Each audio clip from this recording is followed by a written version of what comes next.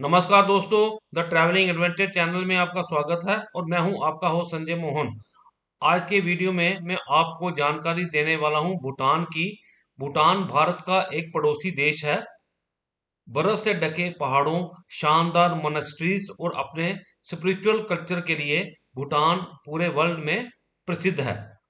दोस्तों, भूटान जाने के लिए सबसे पहले आपके मन में एक प्रश्न उठेगा कि क्या भूटान जाने के लिए इंडियंस को वीज़ा चाहिए या नहीं।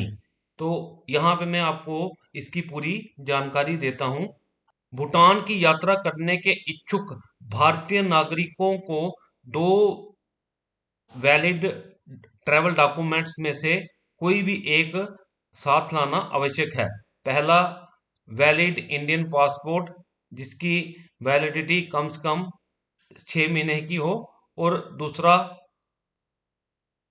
भारतीय चुनाव आयोग द्वारा जारी मतदान पहचान पत्र यानी कि वोटर आई कार्ड। भूटान की यात्रा के लिए वीजा की आवश्यकता नहीं है। दोस्तों, अगला पॉइंट है, हम भूटान कैसे पहुंच सकते हैं।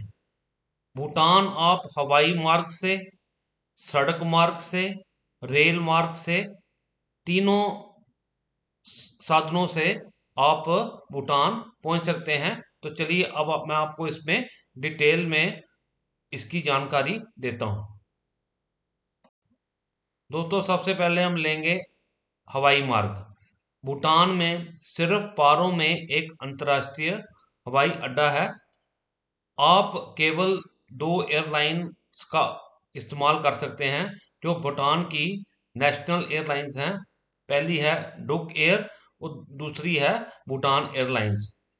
वह पारो से बैंकॉक, सिंगापुर, काठमांडू, ढाका और भारतीय शहरों गया, दिल्ली, कोलकाता, गुवाहाटी और मुंबई के लिए नियमित उड़ानें भरते हैं।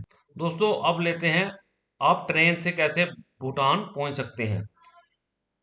देश के लिए कोई सीधा रेल मार्ग नहीं है, लेकिन आप आसानी से भारतीय रेलवे से भूटान के नज़दीक स्थित चुनिंदा रेलवे स्टेशनों में से किसी एक तक पहुंच सकते हैं, जहां से आप आराम से अपनी यात्रा का अंतिम भाग सड़क मार्ग से पूरा कर भूटान पहुंच सकते हैं। आपके लिए सबसे अच्छे विकल्प रहेंगे सिलीगुड़ी, न्यू जलपाईगुड़ी स्टेशन और पश्चिम बंगाल में हासीमारा होंगे, जो हुएशलोइंग से सिर्फ 17 किलोमीटर डिस्टेंस पे लोकेटेड हैं। स्टेशन से आपके पास भूटान में जाने के लिए सीधी या शेयर टैक्सी या बस लेने का विकल्प भी ओपन रहता है। दोस्तों, अब आते हैं हम सड़क मार्ग से भूटान कैसे पहुंच सकते हैं। सड़क मार्ग से भूटान पहुंचने के लिए आपके पास तीन ऑप्शंस हैं, जिसमें से आप एक चुन के भूटान पहुंच सकते हैं। दोस्तों, तीन प्रवेश बिंदुओं में से फुत्शलिंग सबसे लोकप्रिय है और भारतीय राज्य पश्चिम बंगाल और दक्षिण पश्चिम भूटान के बीच सीमा पर स्थित है। वहां से आपको थिम्पू पहुंचने के लिए 170 किलोमीटर की ड्राइव में 6 घंटे लगेंगे।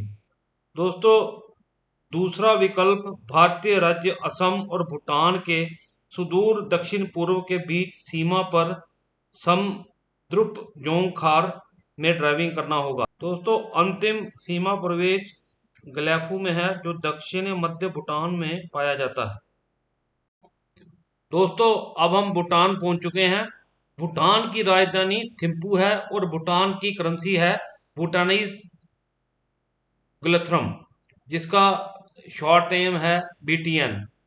शायद मैं प्रोनाउंसिएशन में थोड़ा फर्क हो, मगर इसका शॉर्ट नेम बीटीएन है। दोस्तों, भूटान की करेंसी और भारतीय रुपए की वैल्यू एट पार है। मतलब 1 बीटीएन और 1 INR की सेम वैल्यू है। भूटान घूमने का सबसे अच्छा समय आमतौर पर बसंत ऋतु मार्च और मई के बीच या सितंबर से नवंबर तक की शरद ऋतु माना जाता है। इन महीनों में वेदर ड्राई और सुहावना होता है और कुदरत के नज़ारे भी देखने को बनते हैं। भूटान की भाषा जोंगखा है, जिसे भूटानी भी कहा जाता है, मगर भूटान के काफ़ी परसेंट लोग हिंदी जानते हैं। दोस्तों भूटान एक शांत और खुशहाल देश है।